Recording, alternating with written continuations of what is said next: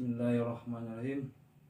Assalamualaikum warahmatullahi wabarakatuh. Alhamdulillahillazi wassalatu wassalamu ala asrafil anbiya'i wa mursalin wa ala alihi wa sahbihi rasulillah ajmain. Asyhadu an la ilaha illallah wahdahu la syarikalah wa asyhadu anna Muhammadan abduhu wa rasuluhu la nabiyya ba'dah. Pada hari ini Allah menakdirkan kita berada di fase yang keempat dari 5 fase yang disebutkan oleh Rasulullah SAW, yang semoga keberkahannya dan salawat diberikan kepada beliau, keluarga dan pengikut beliau. Rasulullah SAW menyebutkan antara beliau dan kita umatnya atau yang akan menjalani ada 5 fase.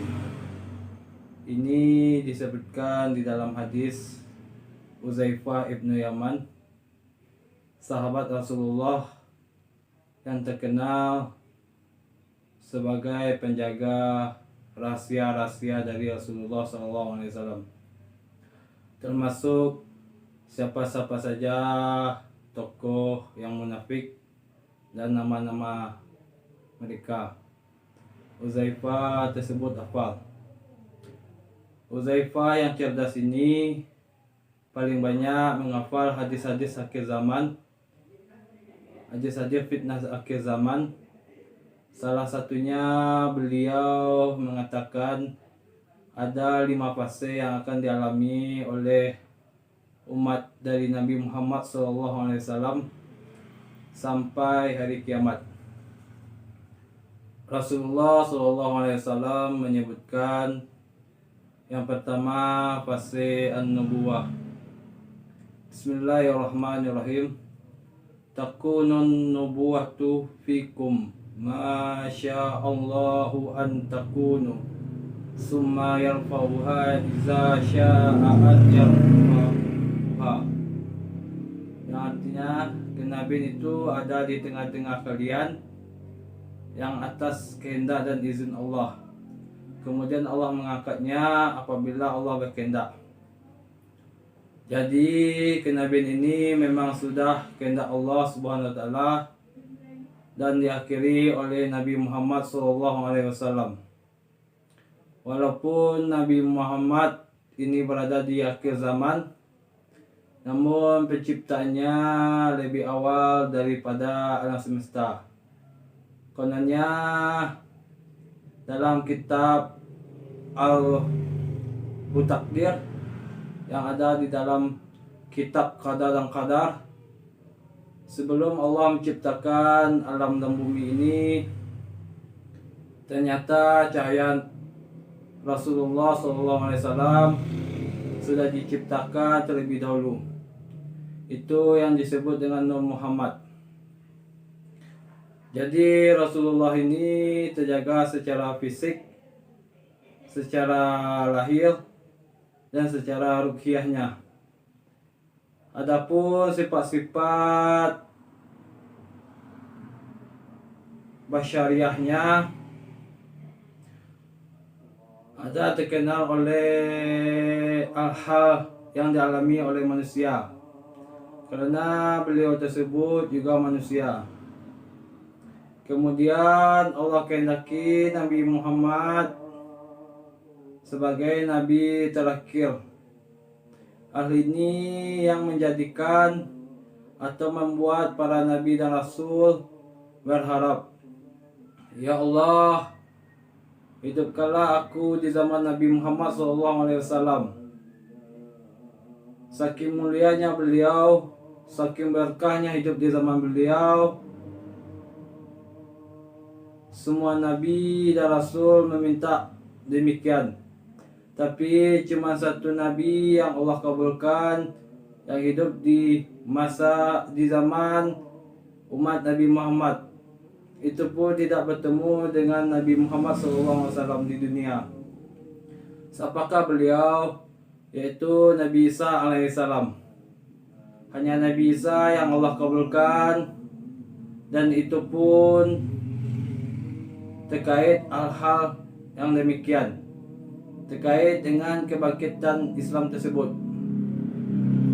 Rasulullah SAW Allah takdirkan hidup hanya 23 tahun bersama umatnya setelah beliau menjadi Nabi dan Rasul.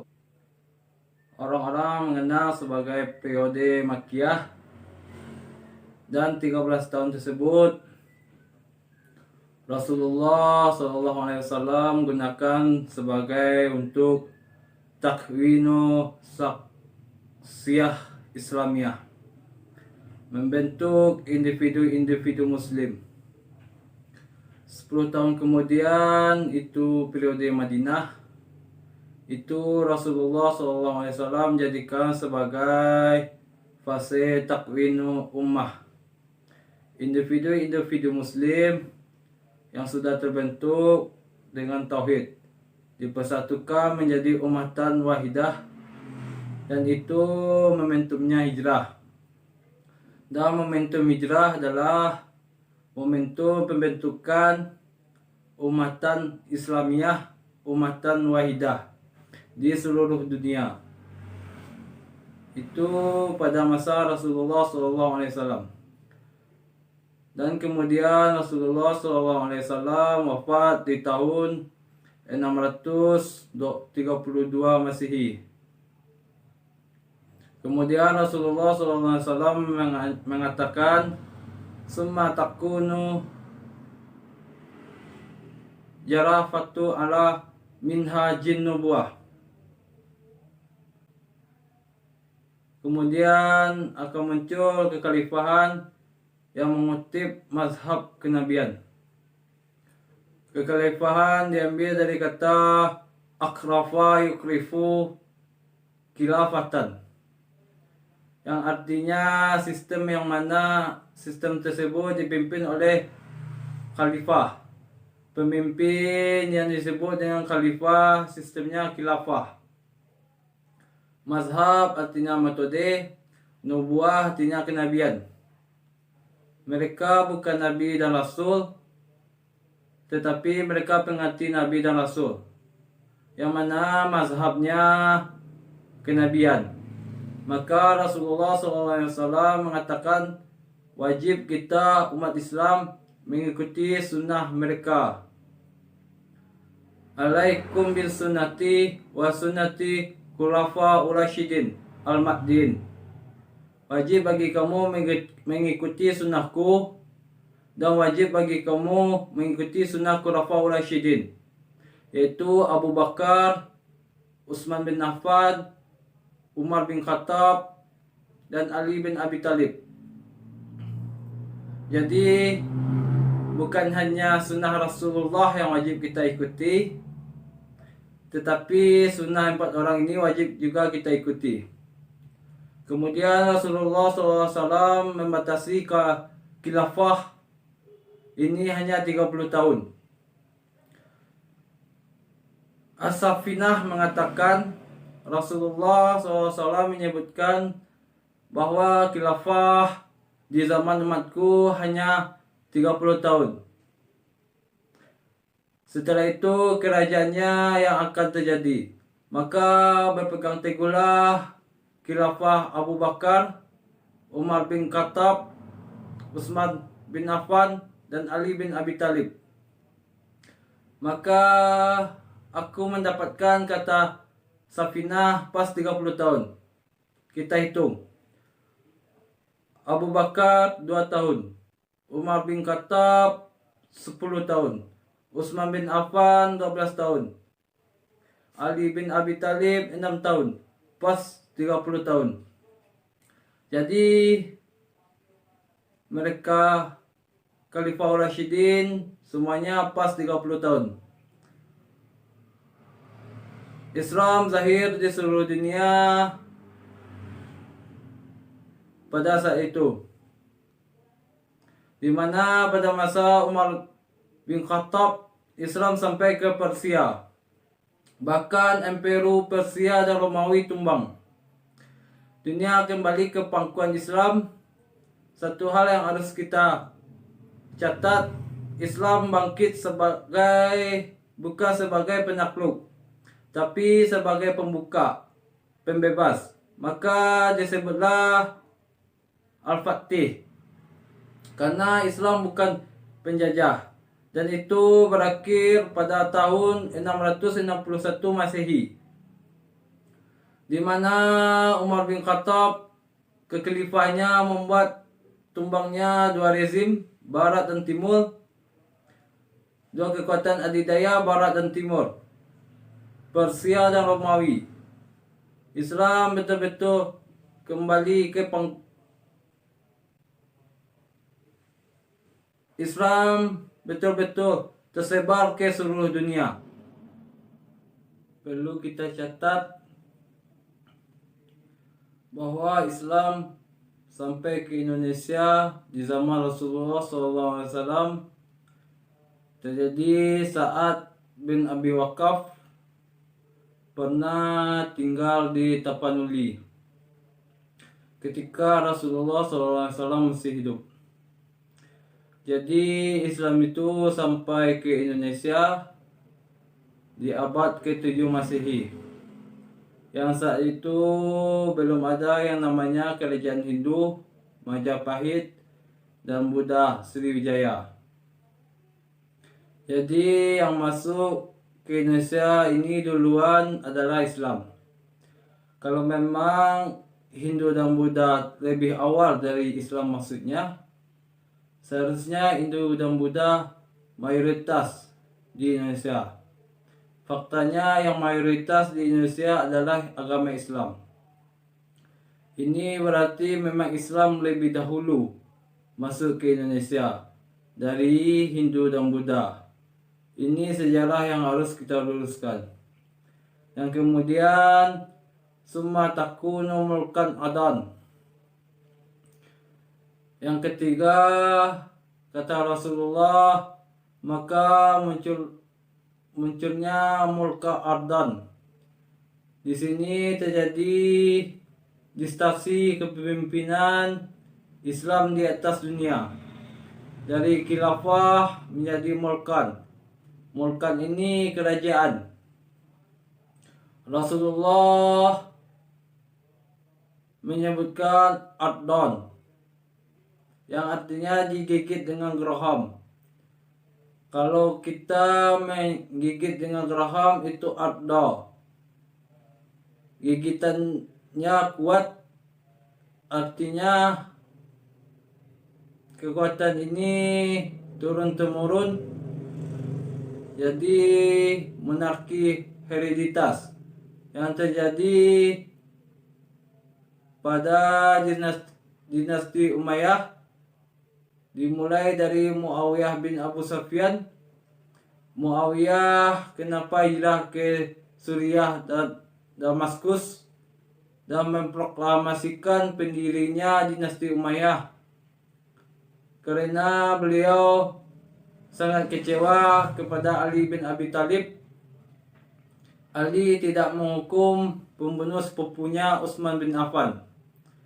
Sampai-sampai Abu Muslim bertanya, "Wahai Muawiyah, sesungguhnya orang-orang membayat Ali sebagai khalifah yang keempat.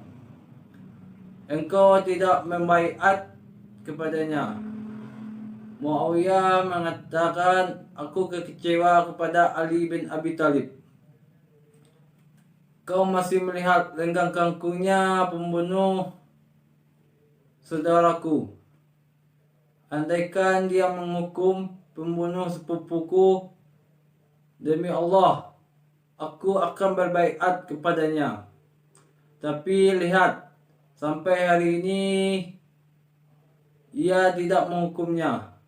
Maka aku pun tidak berbaiat."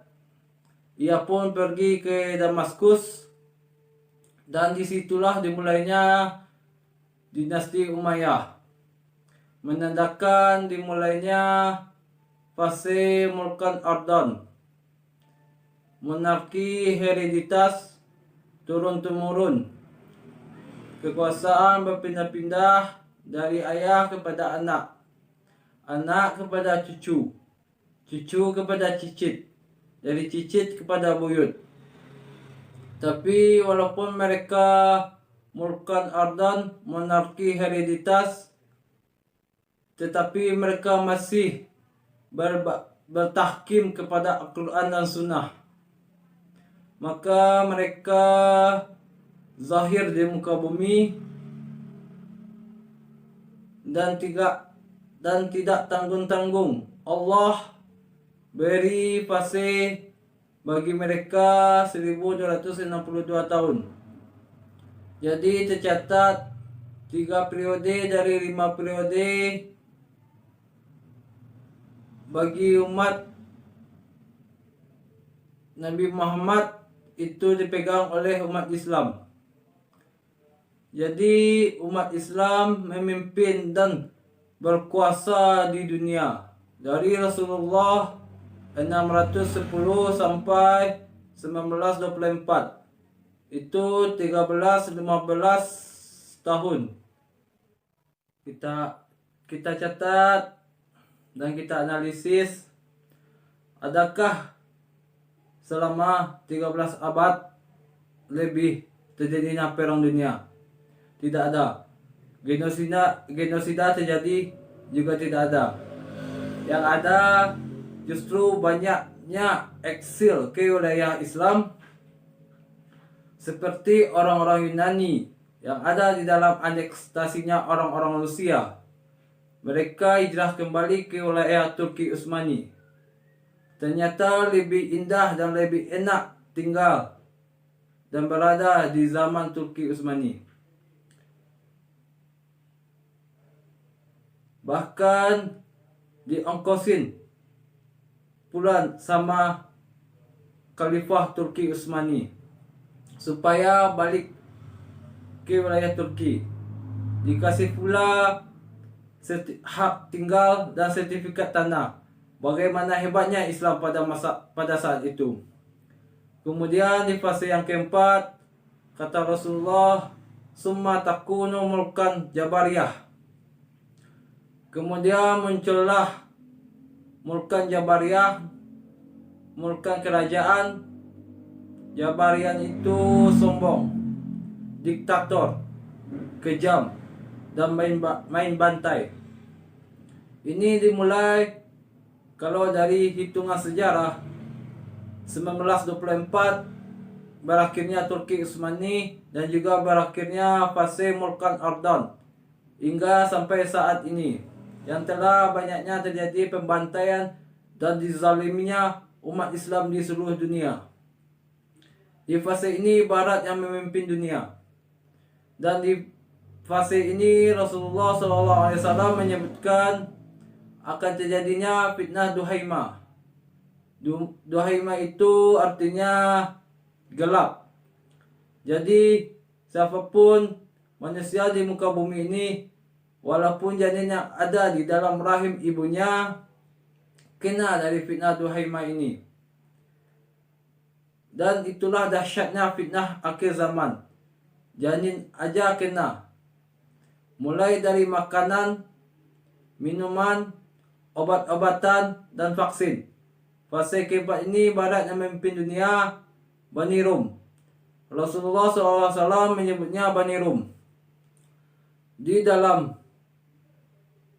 saat inilah umat Islam akan ditekan, difitnah, diadu domba, bahkan dirampas. Bukan hanya darah yang dikuras habis, bukan hanya keringat, bukan hanya sumber daya alam milik umat Islam yang dieksploitasi oleh orang-orang Barat, tetapi juga akidah umat Islam dikuras habis di fase ini. Dan jangankan heran, di fase inilah banyaknya muncul orang-orang yang Rasulullah SAW sebutkan Ruwaibidah dan Fuwaisikah. Siapa itu Ruwaibidah? Orang-orang yang bodoh, tidak mengerti bagaimana cara memimpin umat, tetapi mereka memimpin umat. Karakter mereka fasik, kata Rasulullah. Yang kedua, mereka tidak mereka bodoh tentang kepemimpinan umat, sehingga mereka bukannya memimpin, melainkan mereka menghancurkan umatnya.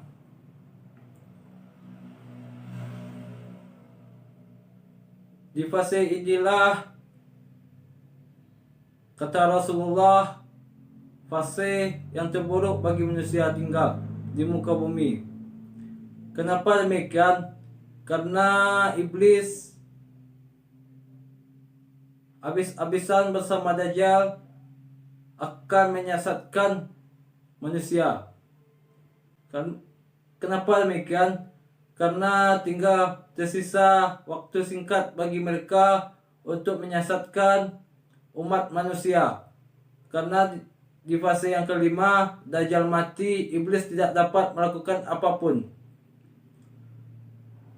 Pertanyaannya, kapan fase yang kelima ini akan muncul, dan kapan fase yang keempat ini akan berakhir?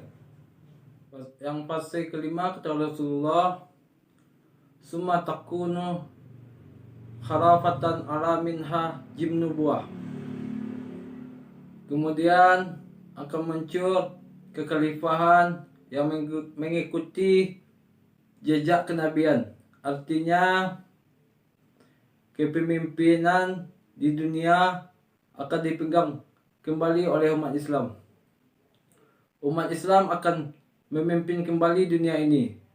Islam akan menjadi warna kehidupan di seluruh dunia.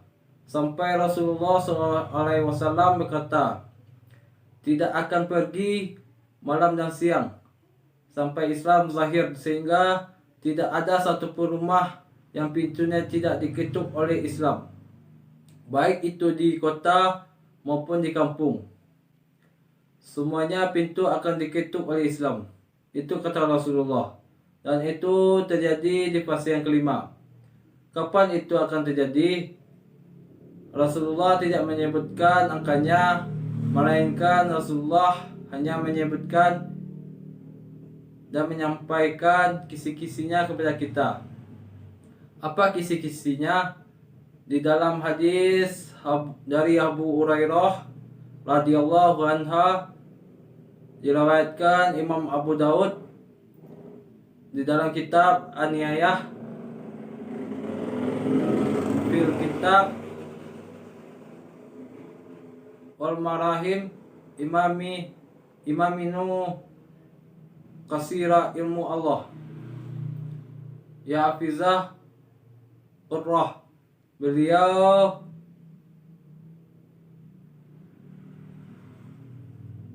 atau sebagaimana disebutkan oleh Syekh Muhammad bin Abdurrahman Al-Arifi di dalam kitabnya Diniyatul Alam, atau juga di dalam Tafsir Ibnu Katsir Al-Bidayah wa Nihayah. Rasulullah menyebutkan, Bismillahirrahmanirrahim, Innallaha yab'asu lihazihil ummah ala raksa kulli mihati manati min yukaddihu laha dinaha.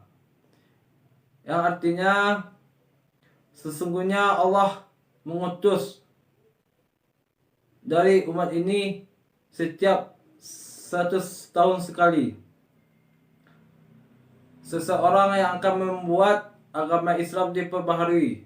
Artinya, di saat itu terjadi, Islam akan bersih semuanya. Tidak ada yang namanya mazhab-mazhab, perbedaan-perbedaan. Tidak ada.